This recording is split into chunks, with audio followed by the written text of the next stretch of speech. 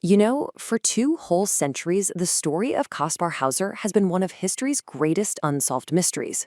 Was he a lost prince snatched from a throne, or was he just a brilliant, unbelievable fraud? Well, after 200 years of debate, science has finally delivered a verdict. So picture this. It's a quiet holiday in Nuremberg, Germany, May 26th, 1828. A shoemaker stumbles upon a teenage boy just wandering the streets. He can barely walk, like he's never really used his legs before, and he's just completely dazed by the world around him. It's like he just appeared out of thin air. And get this, he's clutching these 2 mysterious letters, and when he tries to speak, he just keeps repeating this one strange robotic phrase over and over again. That, and his name, Kaspar Hauser, is pretty much all he can say. The whole city is just baffled, and pretty soon, all of Europe is going to be obsessed with this kid.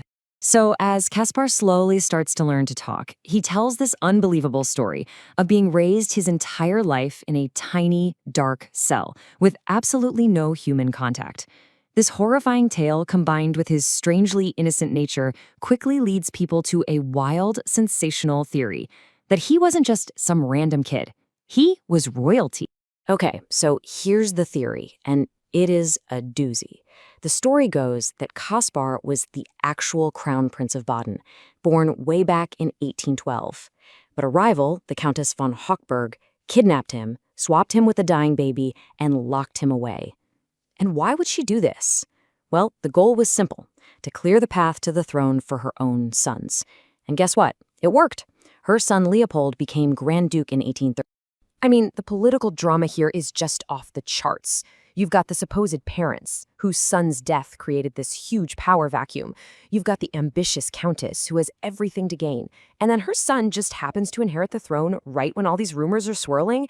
It's the perfect recipe for a conspiracy theory, and Europe ate it up for decades. But as juicy as that royal theory was, a different, much darker possibility started to creep in. What if the victim was actually the villain? What if this innocent child of nature, Kaspar Hauser, was actually the mastermind behind a massive deception? And just like that, the whole investigation pivots. Instead of asking who did this to Kaspar, people started asking a much more uncomfortable question. Did Kaspar do this to himself? And it all starts with the very evidence he showed up with on day one.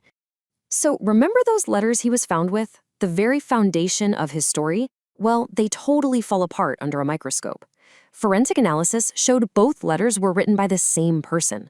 The paper for the supposed mother's note from 1812, it had a watermark from a paper mill that didn't even exist yet. The whole thing was a house of cards, built on forgeries. And then things get even weirder. A really strange pattern of attacks starts to emerge. Over the years, Kaspar keeps reporting these mysterious assaults.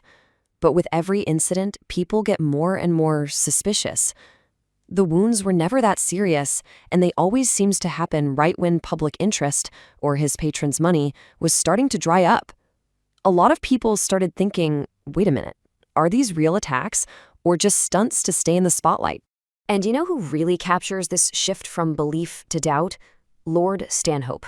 This rich British aristocrat was Kaspar's #1 fan. He spent a fortune trying to prove the whole royal story. But after years of hitting dead ends and catching Kaspar in lies, Stanhope did a complete 180. He went public, calling Kaspar a fraud. And I mean, that was a huge blow, a devastating blow to Kaspar's credibility. Okay, but the final act of his life, it might be the most suspicious part of the whole story. He's fatally stabbed in 1833, and a note is found at the scene, supposedly from the killer. But the note itself is full of clues. First off, it's written in mirror writing, it's got spelling mistakes that were classic Kaspar, and the way it was folded, in this unique little triangle, his teacher recognized it immediately. That was Kaspar's signature move.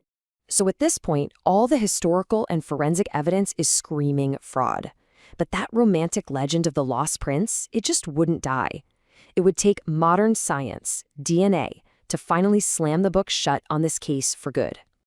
Now, the road to a DNA verdict was, let's just say, a little bumpy. In 1996, a study of blood from his clothes found no match to the royal family. Case closed, right? Nope. Because then, get this, in 2002, a different study using hair samples claims there is a match. And just like that, the mystery is back on. This scientific tug-of-war kept everyone guessing for another 20 years. But finally, in 2024, a team using the latest, most advanced DNA tech came in to settle it once and for all. They looked at something called mitochondrial DNA. The important thing to know is that it's passed down directly from a mother to her child, almost unchanged. It's a perfect maternal fingerprint. And the result? Kaspar's DNA belongs to a group called mitotype W. The royal family's is H1BS. It's a complete, undeniable mismatch. And the confidence level on this, how sure are they? 99.9994%. I mean, that's about as certain as science gets. So yeah, after 2 centuries, the lost prince theory is officially dead. Okay, so we finally know who he wasn't. He wasn't a prince, case closed on that front. But that just opens up a new question. Who was he? And once you strip away that royal myth, his true legacy, which might be even more important, starts to come into focus. You know, his name actually lives on today.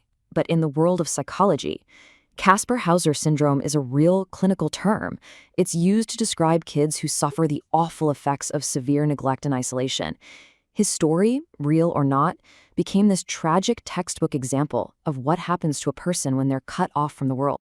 There's even a medical term that probably explains why he was so small when he was found: psychosocial dwarfism. It's a wild condition where extreme emotional stress, we're talking severe neglect, can literally suppress growth hormones and stop a child's body from developing. He wasn't physically imprisoned in a dungeon. His own suffering was his prison. And check this out. There's one last clue, right on his own body, that pretty much blows a hole in his story of total isolation. He had a smallpox vaccination scar. At the time, that vaccine was mandatory in the area. There's no way he could have gotten that if he was locked in a dark cell his whole life. It's a direct contradiction. You know, his own tombstone kind of says it all. It calls him a riddle of his time. The DNA proved the prince was a myth. The evidence shows the dungeon was probably a lie, and his death, which looks like it was probably a cry for attention that went horribly, tragically wrong, well, the why of it all remains a mystery. So where does that leave us? Kaspar Hauser wasn't the lost Prince of Baden. He was probably a deeply neglected, maybe abused kid who invented an incredible story to escape a painful reality. The prince was a myth, but the victim was very, very real. And his story, it really forces us to ask ourselves, what does his suffering tell us about our own deep-seated need for an identity, for compassion, and what happens when those things are taken away?